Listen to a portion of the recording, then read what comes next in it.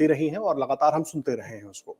कहा यह भी गया कि जिस वक्त महाराष्ट्र में जब एकनाथ शिंदे शिवसेना तोड़कर बीजेपी के साथ आए, इस तरह की भी चर्चाएं रही कि उस वक्त अमित शाह ने लीड लेकर एकनाथ शिंदे को मुख्यमंत्री की कुर्सी पर बैठाया था।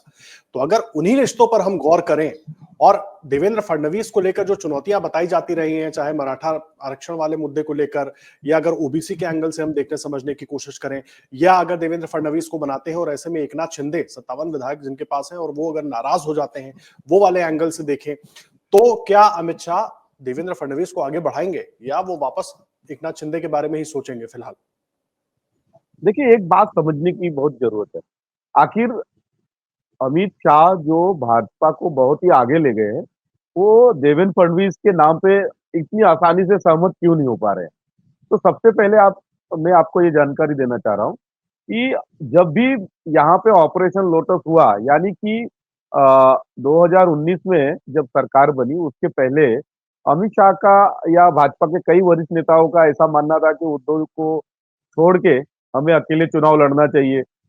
उस समय कहीं न कहीं देवेंद्र फडणवीस जो है उद्धव के प्रेम में पड़े हुए थे और उन्होंने पार्टी नेताओं को ये समझाया कि नहीं, उद्धव भाजपा के साथ बने रहेंगे और गठबंधन उनके साथ हुआ, चुनाव लड़ा गया।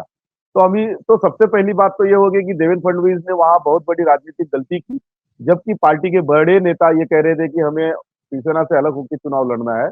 वहाँ पे देवेंद्र फडणवीस का श्रेय चला, यानी उनकी बातों को माना गया, उनकी वजह से ही गठबंधन हुआ। दूसरी गलती देवेंद्र फडणवीस से ये हुई कि वो समय जब कारपोरेशन का इलेक्शन हुआ 17 में, यानी 2014 में देवेंद्र जी ही मुख्यमंत्री थे महाराष्ट्र में।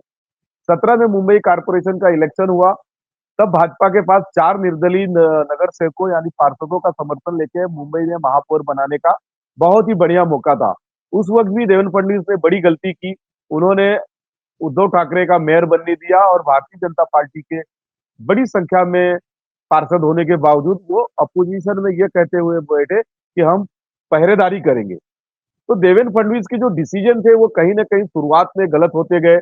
उसके बाद ये जो 2019 का इलेक्शन हुआ, वहां पे भी देवेंद्र फडणवीस को अमित शाह यानी पार्टी के वरिष्ठ नेताओं की ओर से ऑपरेशन लोटस सक्सेस करने के लिए कई मौके दिए गए थे, पर कभी भी operation lotus Devendra Fadnavis success नहीं कर सके।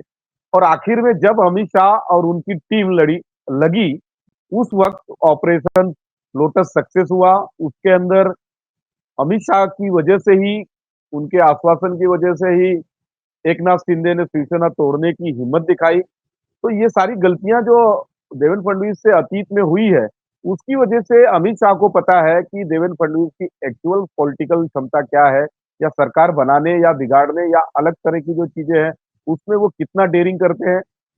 और एक सबसे बड़ी माइनस पॉइंट यहाँ पे ये है उनको लेके, क्योंकि महाराष्ट्र की राजनीति को कहा जाता है कि मराठा डोमिनेंट है।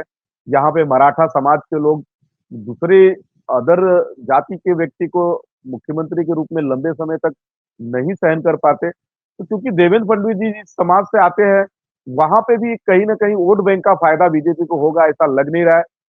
तो भाजपा जो है इस वक्त महाराष्ट्र में किसी ओबीसी या मराठा चेहरे की तलाश में है। संभवतः वो तलाश उनकी पूरी भी हो गई हुई, क्योंकि अमित शाह अगर इस पूरे चीज को हैंडल कर रहे हैं तो उन्होंने तय कर लिया होगा कि किसे बनाना है, किसे नहीं बनाना है, और किसे नहीं बनाना है तो क्यों नहीं बनाना है, और उसका रिप्लेसमेंट क्या करना है।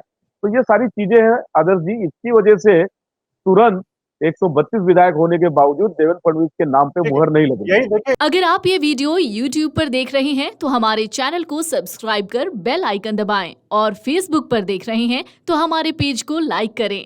8 मिलियन प्लस सब्सक्राइबर, आपके इस भरोसे के लिए बहुत धन्यवाद।